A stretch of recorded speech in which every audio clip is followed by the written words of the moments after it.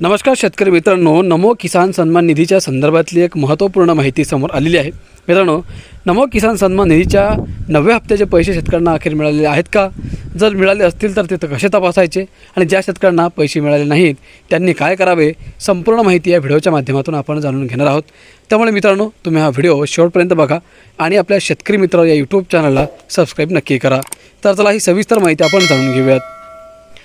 मित्रांनो, नमो शेतकरी महासन्मान निधी योजनेअंतर्गत 8वा हप्ता नुकताच राज्यातील 89,74,000 शेतकऱ्यांच्या बँक खात्यात जमा करण्यात आला। शेतकऱ्यांचे उत्पन्न वाढविणे, शेती अधिक सक्षम करणे आणि ग्रामीण अर्थव्यवस्थेला बळकटीने देण्याचा या योजनेचा प्रमुख उद्देश आहे। या हप्त्यातून एकूण 1,798 कोटी रुपये निधी मंजूर करण्यात आला होता। ही रक्कम थेट लाभ हस्तांतरण प्रणालीद्वारे थेट शेतकऱ्यांच्या बँक खात्यात जमा करण्यात आली। पंतप्रधान किसान सन्मान निधी योजनेतील लाभार्थी हेच या योजनेचे लाभार्थी आहेत। त्यामुळे या योजनेसाठी स्वतंत्रपणे नव्याने नोंदणी करण्याची आवश्यकता नाही।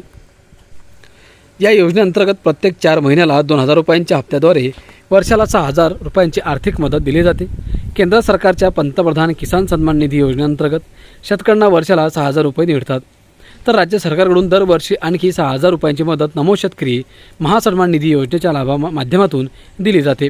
या दोन्ही योजनांची मिळून लाभार्थी शेतकऱ्यांच्या खात्यात वर्षाला 12,000 रुपये जमा होतात। राज्यात नमो शेतकरी महासन्मान निधी योजनेअंतर्गत शेतकरी लाभार्थ्यांना आत्तापर्यंत एकूण 8 हप्ते दिले आहेत।